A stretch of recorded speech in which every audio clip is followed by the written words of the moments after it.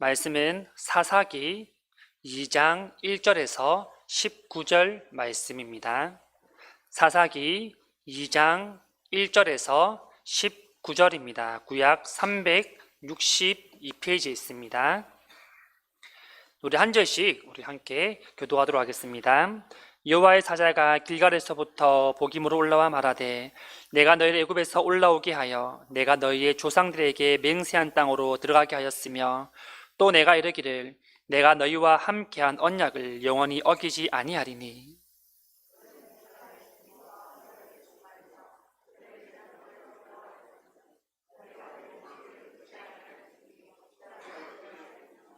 그러므로 내가 또 말하기를 내가 그들을 너희 앞에서 쫓아내지 아니하리니 그들이 너희 옆구리에 가시가 될 것이며 그들의 신들이 너희에게 올무가 되리라 하였노라.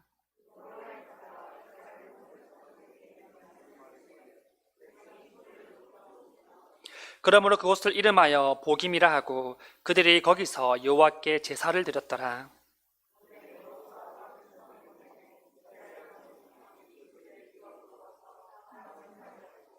백성이 여호수아가 사는 날 동안과 여호수아 뒤에 생존한 장로들 곧 여호와께서 이스라엘을 위하여 행하신 모든 큰 일을 본 자들이 사는 날 동안에 여호와를 섬겼더라.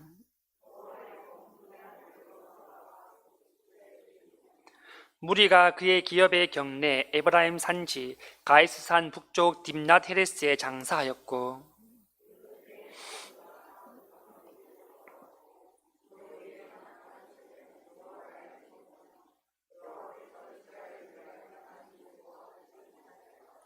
이스라엘 손이 여호와의 목전에 악을 행하여 바알들을 섬기며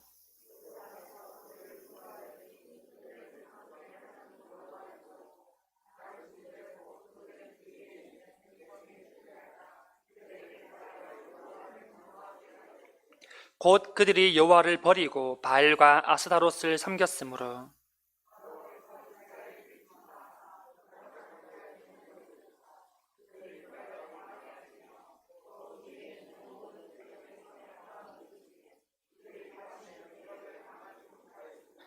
그들이 어디로 가든지 여호와의 손이 그들에게 재앙을 내리시니 곧 여호와께서 말씀하신 것과 같고 여호와께서 그들에게 맹세하신 것과 같아서 그들의 괴로움이 심하였더라.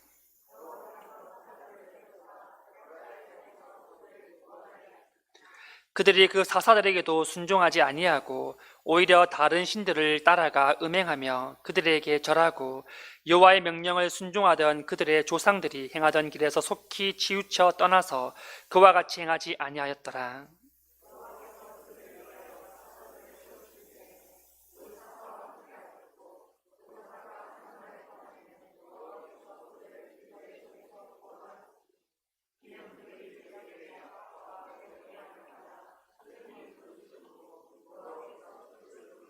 같이 읽겠습니다. 그의 사사가 죽은 후에는 그들이 돌이켜 그들의 조상들보다 더욱 타락하여 다른 신들을 따라 섬기며 그들에게 절하고 그들의 행위와 패역한 길을 그치지 아니하였으므로 아멘.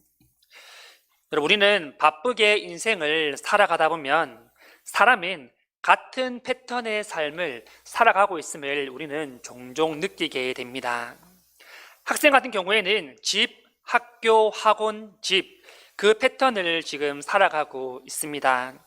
취업을 준비하는 취준생들은 집과 독서실, 집, 이렇게 패턴으로 살아가고 있으며 다른 직장인들도 또한 다른 사람들도 예외가 없이 각자 삶 가운데 똑같은 패턴으로 살아가고 있는 것을 우리는 너무나도 쉽게 볼 수가 있습니다.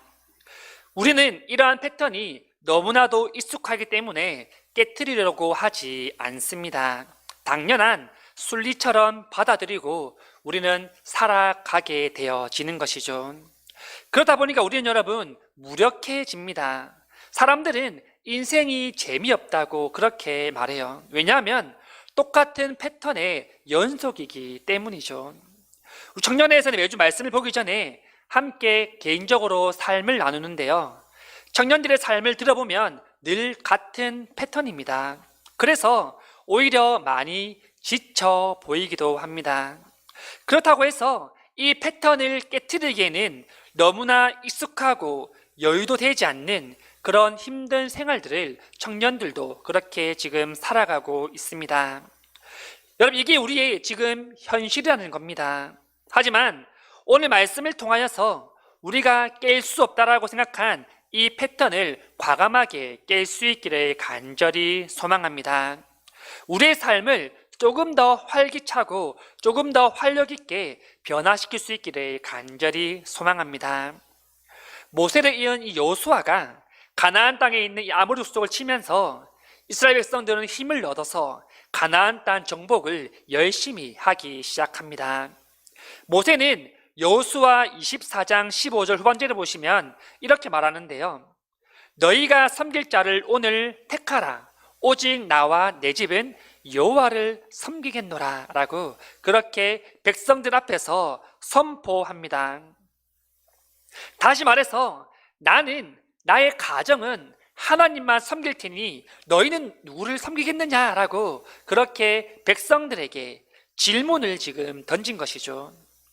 여호수아가 백성들에게 질문 던진 이유는 이 가나안 땅에는 많은 우상들이 있었기 때문인데요.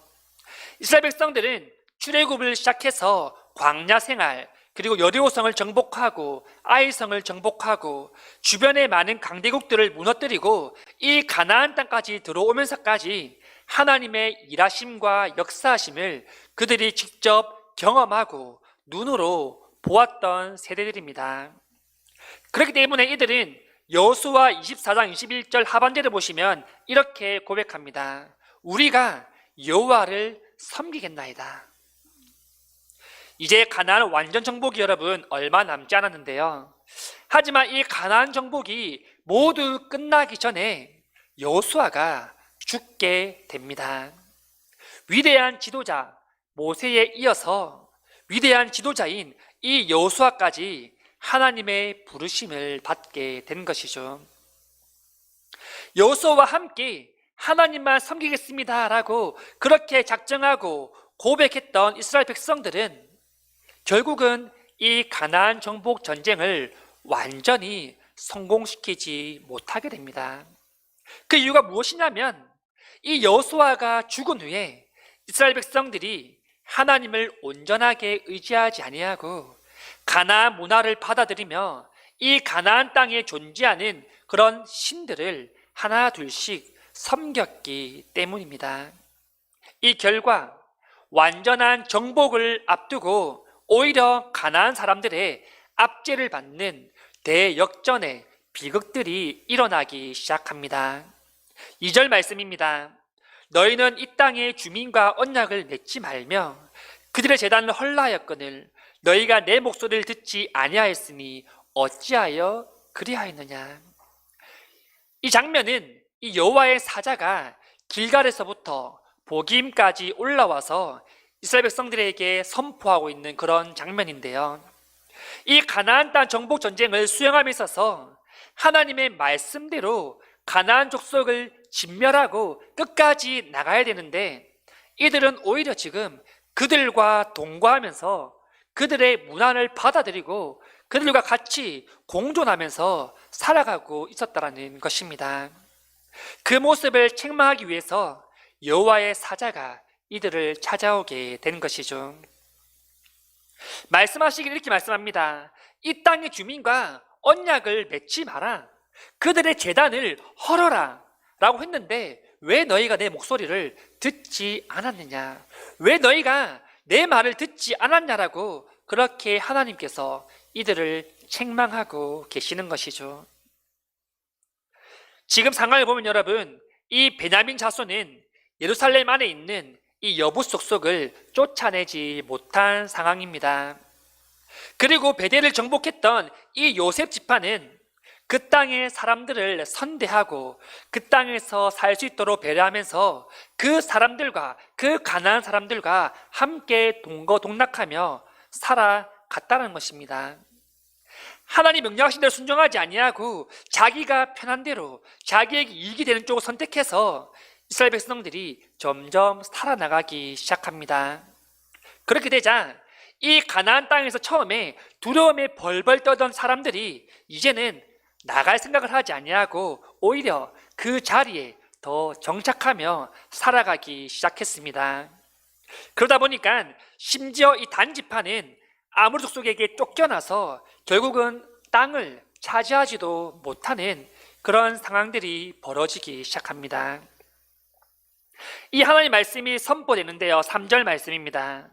그러므로 내가 또 말하기를 내가 그들을 너희 앞에 쫓아내지 아니하리니 그들이 너희 옆구리에 가시가 될 것이며 그들의 신들이 너희에게 올무가 되리라 하였노라. 하나님께서 이 아브라함부터 지금에 오기까지 약속하셨던 그 가나안 땅을 주시는 것이 얼마 남지 않았습니다. 그리고 하나님께서는 그 가나안 땅을 주기 위하여서 광야에서 출애굽을 시키시고 지금 이 땅까지 오게 역사하시고 도와주시고 가나안 전쟁도 이들의 힘이 아니라 하나님의 힘으로 이기게 하셨는데 하나님은 신실하게 약속을 지키셨지만 이스라엘은 여러분 아니었다는 것이죠. 이스라엘은 하나님의 말씀대로 그대로 순종하며 그대로 나가면 되는데 그렇게 살아가지 못했습니다. 그래서 이들에게 내린 심판은 남은 가나안 족속 하나님께서 더 이상 쫓아내지 않겠다라는 겁니다. 이 말은 이스라엘이 아무리 전쟁을 해도 이제는 이길 수 없을 것이며 그들을 쫓아내려고 아무리 힘을 써도 이제는 더 이상 그들이 나가지 않게 될 것이라는 겁니다. 또한 이들이 그 자리에 그 가나안 땅에 남아서 이스라엘 백성들에게 옆구리에 가시가 된다라고 됩니다. 이 말은 이들이 이제 앞으로 이스라엘 백성들에게 해를 끼치는 그런 민족과 존재가 될 것이다. 역전이 되는 것이죠, 바로. 또한 이들이 섬기는 신들이 이들의 올무가 된다고 하는데요. 가나안 족속들이 섬기는 신들이 이 이스라엘에게 덫이 되어서 하나님을 바로 섬기지 못하게 하고 계속해서 우상을 섬기도록 유혹을 하게 될 것이다 라는 것입니다. 결국은 여러분, 이스라엘 백성들이 이 가나안 땅을 정복하지도 못한 채 쫓겨나고 망하게 될 것이다 라는 하나님의 심판의 말씀입니다. 훗날에 보면 여러분, 이스라엘 백성들은 하나님 주신 그 가나안 땅에서 쫓겨나서 나중에는 이 아수르와 바벨론의 포로로 잡혀가게 되지 않습니까? 하나님 말씀에 순종하지 않자 결국은 나중에 이스라엘이 망해서 또다시 포로가 되고 또다시 하나님을 찾는 그러한 일들이 반복해서 일어나게 된다는 것입니다. 하지만 여러분, 이 이스라엘에게도 핑계가 있었는데요. 그 핑계가 무엇이냐면 이 가나안 족속들이 가지고 있는 철병거가 너무 강했다라는 핑계입니다. 하나님, 우리가 하려고 했지만 저기 저 철병거가 너무나 강해서 우리가 도저히 이길 수가 없었습니다라는 게 이들의 지금 핑계라는 것이죠. 하지만 여러분, 하나님의 말씀이 이미 주어졌지 않습니까? 너희가 그 땅을 이미 얻었다, 차지했다, 가서 그냥 싸우라라고만 말씀을 하셨는데 그 약속을 받았음에도 불구하고 이스라엘 백성들은 하나둘씩 핑계거리를 찾아서 하나님 앞에 핑계를 대는 것입니다. 이 이유는 하나님을 온전히 신뢰하지 못한 결과죠. 여러분, 우리도 이럴 때가 있지 않으십니까? 하나님께서 우리에게 말씀하신 우리는 이런저런 핑계를 잘 댑니다. 하나님께서 도와주시겠다, 함께 하시겠다라 주시지만 우리는 닥쳐온 어려움 속에서 여러 핑계거리를 찾습니다. 어떤 일을 섬기라고 말씀하시면 우리는 가장 먼저 섬길 수 없는 이유를 찾아서 하나님 앞에 말합니다. 하나님, 저 바빠서 못해요. 하나님, 저는 한 번도 그 일을 해본 적이 없어요 라고 우리는 정말 신기하게도 많은 핑계거리를 찾아서 하나님 앞에 그렇게 고백합니다. 하나님께서 쓰시겠다는데, 하나님이 도와주시겠다는데 우리는 그 사실을 온전히 믿지 못하고 나 스스로를 의심하고 낮게 평가하고 또한 현실을 핑계거리로 삼아서 우리는 하나님 앞에 말하고 있다는 것입니다. 이러한 모습이 우리가 이스라엘 백성들과 비교했을 때 무엇이 다르겠습니까, 여러분? 이스라엘 백성들은 이런 핑계거리를 찾아서 변명하기 시작했습니다. 그 모습을 본 하나님의 마음은 여러분 어떠실까요? 지금까지 우리의 삶을 온전히 이끌어 오시고 안전하게 지켜주시고 평안한 삶을 살게 하셨는데 하나님의 그 말씀에 순종하지 아니하고 핑계를 대고 계속해서 돌아가려고 하면 그 하나님의 마음은 여러분 어떻겠습니까? 이렇게 역사는 여러분 사사기로 넘어가게 되는데요. 사사시대는 왕이 없었던 그런 시대입니다. 그래서 하나님께서는 사사를 세우셔서 하나님의 백성 계속해서 구원해 나가시는데요. 이 사사기에서 반복해서 나오는 패턴이 있습니다. 그 패턴은 전체적으로 봤을 때는 이스라엘의 실패와 하나님의 구원입니다. 이스라엘이 계속해서 실패합니다. 하지만 하나님은 계속해서 그들을 구원하기 위해서 사사를 보내는 내용이 바로 이 사사기의 내용인데요. 그런 이스라엘에게 다시 기회를 주시고 회복시키셔서 이스라엘 백성들을 계속해서 구원해 나가시고 하나님의 역사를 이루어 나가신다는 사실입니다. 이것 조금 더 세분화하면 이렇습니다. 범죄, 징계, 회개, 구원의 연속이라는 것이죠. 사사기 3장에 보시면 첫 사사가 등장하는데 여러분 그의 이름은 운니엘이라는 사람입니다. 그런데 운니엘은 우리가 너무나 잘 아는 사사인 기드온, 삼손, 드보라 같은 사람들보다 이야기가 상당히 짧습니다. 그렇다고 해서 이 사사가 중요하지 않다라는 것은 아닙니다, 여러분. 이 사사기를 통틀어서 가장 완벽한 구원의 이야기를 기록한 것은 바로 이 운니엘의 사건인데 여러분 3장 7절 말씀입니다. 이스라엘 손이 여호와의 목전에 악을 행하여 자기들의 하나님 여호와를 잊어버리고 바알들과 아세라를 섬긴지라. 가나안과 화합하며 하나님 말씀 앞에 불순종한 이스라엘은 이제는 가나안 신들을 섬기는 그 바알과 그 아세라 신까지 같이 하나님과 겸하여서 섬기기 시작합니다.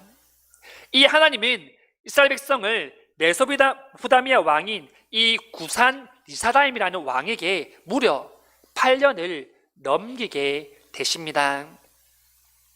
아까 나온 사사기의 패턴들을 기억하십니까? 이스라엘 백성들 하나님 앞에 범죄를 하죠. 우상을 섬기고 하나님을 떠나 살아갑니다. 그러니까 하나님께서는 이 구산 리사다임을 통하여서 이스라엘을 넘겨서 무려 8년의 징계를 내리십니다. 그러면 여러분 이 징계를 받는 백성들은 어떠합니까?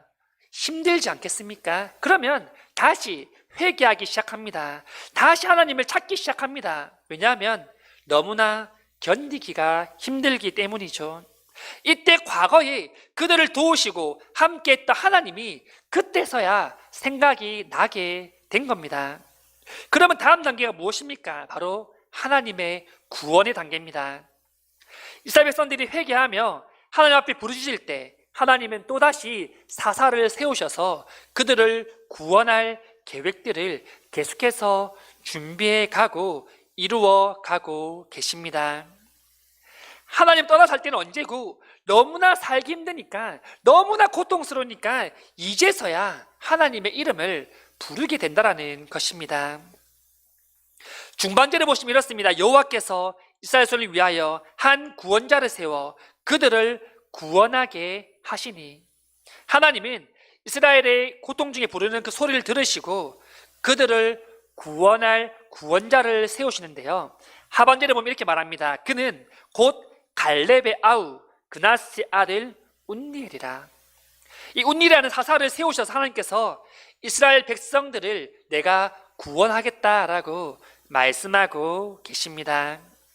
하나님께서 이 운니엘이라는 사사에게 임하시는데요. 10절 중반절에 보시면 이렇게 말씀합니다. 그가 이스라엘의 사사가 되어 나가서 싸울 때 여호와께서 메소포타미아 왕 구산 리사다임을 그의 손에 넘겨주심에 운니엘의 손이 리사다임을 이기니라. 아주 운니엘에 대해서 짧게 소개하는데 여러분 여기에는 하나님의 구원하심이 담겨 있습니다. 비록 이스라엘 하나님을 떠났지만 하나님께서는 이 사사를 세우심을 통하여서 내가 다시 내 백성 이스라엘을 구원하겠다라는 그 각오와 그 마음들을 이 운니라는 사사를 통하여서 보여주고 계신다라는 것입니다. 하나님께서 이 운니엘에게 임하시고 그가 나가서 싸울 때 대적인 메소포타미아 왕인 이 구산 리사다임을 이기게 되어지는 역사가 일어나게 되는 것입니다. 여러분, 하나님께서는 고통 중에 외치는 자의 소리를 기도를 들으시는 줄 믿으시기를 간절히 소망합니다. 이스라엘 백성은 하나님의 말씀에 불순종함을 통하여서 비록 가나안 정복을 완전 정복하는 데는 실패했습니다. 가나안 사람들과 타협해서 그들의 문화를 받아들이고 그들의 신까지 받아들였습니다. 그들의 삶을 보면 그들은 실패한 삶을 사는 것이죠. 하지만 하나님께서는 그들을 구원하기 위해 사사를 세우셨다는 사실을 우리는 기억해야 될 줄 믿습니다. 그냥 그들을 그대로 놔두셔도 되는데 하나님께서는 그들을 너무나 사랑하기 때문에 하나님의 백성을 그대로 둘 수 없기 때문에 사사를 일으키셔서 이들을 구원하기 위해 일하시기 시작하셨다라는 것입니다. 여러분, 하나님의 나라 백성은 세상의 문화와 타협해서는 안 됩니다. 이 세상에는 참 좋은 것들이 많고 다양한 문화들이 얼마나 많이 있습니까? 우리가 즐길 수 있는 문화들이 너무나 많이 있습니다. 하지만 여러분, 그 문화가 하나님이 싫어하시는 일이라면 우리는 단호하게 거절해야 될 줄 믿습니다. 여러분, 우리의 매일의 삶을 돌아볼 때 우리는 늘 넘어지며 실패하는 삶을 살아가고 있지 않습니까? 사람은 늘 죄에게 넘어집니다. 우리는 스스로 죄성을 이길 수 없는 연약한 사람들입니다. 그래서 우리는 이 사사기 시대와 같이 늘 하나님 앞에 죄를 짓고 살아가게 되는 것이죠. 그러나 우리들 하나님은 징계하십니다. 심판하십니다. 또한 징계받을 우리는 너무나 힘들어서 다시 하나님께 나오고 하나님을 찾습니다. 그렇게 할 때 하나님은 또 우리의 길을 열어주시고 우리의 마음을 위로해 주시고 다시 회복시켜서 살아갈 힘을 주십니다. 여러분, 이 삶의 패턴이 사사기와 똑같은 우리의 패턴이라는 것입니다. 여러분, 그렇다면 우리는 이 패턴을 어떻게 변화시켜서 살아가야 되겠습니까? 두 가지로 함께 보기를 원하는데, 첫 번째는 여러분, 우리는 죄를 짓지 않기 위해 힘써야 할 줄 믿습니다. 여러분, 하나님 앞에 죄를 짓지 않는 것은 너무나 힘들지 않습니까? 하지만 우리가 반드시 알아야 할 것은 무엇이냐면 죄를 짓지 않기 위해 힘쓰는 것과 그냥 죄를 짓고 살아가는 것은 다르다라는 것입니다. 그냥 죄를 짓는 것은 여러분 이미 습관화가 되어 있는 것입니다. 이미 죄를 짓는 것 또한 우리의 삶의 같은 패턴이기 때문에 자연스럽게 그냥 죄를 짓고 살아가는 겁니다. 하지만 여러분, 죄를 짓지 않기 위해 힘쓰는 것은 전혀 다릅니다. 힘쓴다라는 것은 죄에서 돌아서려고 내가 발버둥 치는 것이기 때문입니다. 지었던 그 죄를 내가 다시는 짓지 않기 위해 하나님 앞에서 한 점 부끄러움 없이 살기 위하여서 나름대로 힘쓰며 살아가는 모습을 뜻하기 때문입니다. 여러분, 우리는 죄에 이끌려서 살아가서는 안 될 줄 믿습니다. 우리는 여러분 더 이상 죄의 종으로 살아가서는 안 된다는 사실입니다. 로마서 6장 6절에 이렇게 말씀하지 않습니까? 우리가 알거니와 우리의 옛사람이 예수와 함께 십자가에 못 박힌 것은 죄의 몸이 죽어 다시는 우리가 죄의 종노릇을 하지 아니하려 함이니. 여러분, 예수님이 우리를 위하여서 나를 위하여 죽으신 이유를 절대 우리는 잊어서는 안 됩니다. 죄의 종이었던 그런 삶을 살아가던 우리를 구원하기 위해 더 이상 우리가 죄의 종노릇하지 않기 위해서 예수님이 죽으신 것이 않습니까? 그런데 우리는 그 사실을 까맣게 잊고 또다시 우리는 죄의 종의 노릇을 해가며 살아가고 있지 않습니까, 여러분? 우리는 더 이상 죄의 종노릇을 해서는 안 될 것입니다. 죄를 짓지 않기 위해 우리는 더욱더 힘써서 살아갈 수 있기를 간절히 소망합니다. 두 번째는 여러분, 주님 앞에 온전히 돌아와야 된다는 말씀입니다. 이스라엘 백성들은 여러분, 패턴 속에 보면 계속해서 회개를 합니다. 회개를 안 하진 않습니다. 하지만 다시 죄를 짓게 되는데 여러분, 우리는 이 패턴을 깨고 주님 앞에 온전히 돌아와야 될 줄 믿습니다. 참 안타깝게도 여러분, 많은 사람들이 삶에 지치고 신앙에 지쳐서 교회를 떠나고 하나님을 떠나서 살아갑니다. 그런데 이들은 떠나서 하나님 앞에 잘 돌아오지 않습니다. 여러분, 하나님을 떠나 살아가지 않기를 간절히 소망합니다. 하나님 주시는 그 징계를 피해서 멀리 도망가지 않기를 원합니다. 우리는 여러분, 결코 하나님을 떠나서 살아갈 수 없는 존재들이지 않습니까? 우리는 결코 하나님 앞에서 도망갈 수 없는 존재들입니다. 여러분, 요나를 기억하십니까? 하나님을 피해서 니느웨가 아니라 다시스라는 곳으로 도망갑니다. 요나는 그곳에 가면 하나님을 피할 것이라고 생각했던 것이죠. 하지만 그런 요나도 여러분, 하나님을 결코 피할 수 없었습니다. 요나를 통하여서 이루실 하나님의 그 뜻과 계획이 있었기 때문에 하나님은 다시 요나를 찾아서 하나님의 뜻을 이루어 갔었습니다. 여러분, 우리가 하나님을 가까이 할 수 있기를 소망합니다. 하나님은 여기 앉아있는 우리를 한 명 한 명을 통하여서 이루실 놀라운 계획들을 가지고 계십니다. 하나님 앞에 온전히 돌아와 하나님 안에 섬기는 삶을 우리가 살아갈 수 있기를 간절히 소망합니다.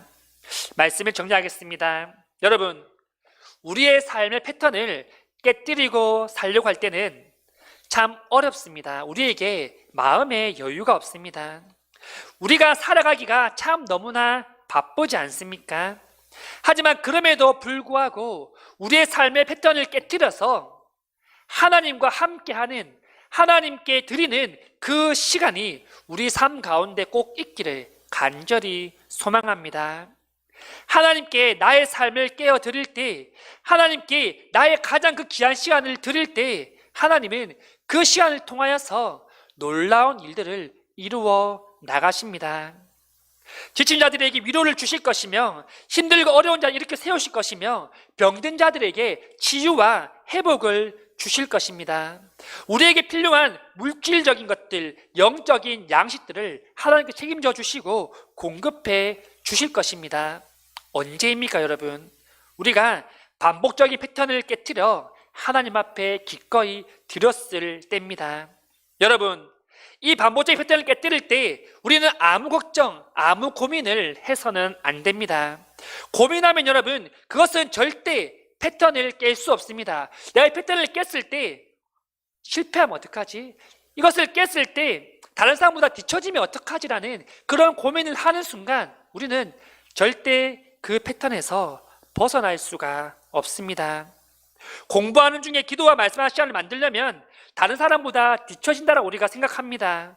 바쁘고 할 일도 많은데 경건생활, 예배생활, 전도생활을 하려고 하니까 너무나 빠듯하다라는 그런 생각을 우리는 하게 됩니다. 여러분, 그 모든 걱정들은 하나님께 맡겨드리십시오. 하나님이 그 시간을 귀하게 받으실 줄 믿습니다. 하나님 우리를 위하여서 지금 이 시간에도 놀라운 계획을 준비하고 계십니다. 나를 위하여서 준비하신 그 하나님의 놀라운 계획은 그 누구도 막이라 할지라도 여러분 깨뜨릴 수 없습니다. 성도님들이 가장 귀한 시간을 하나님 앞에 드림을 통하여서 놀라운 은혜를 경험하며 누리며 살아갈 수 있기를 간절히 소망합니다.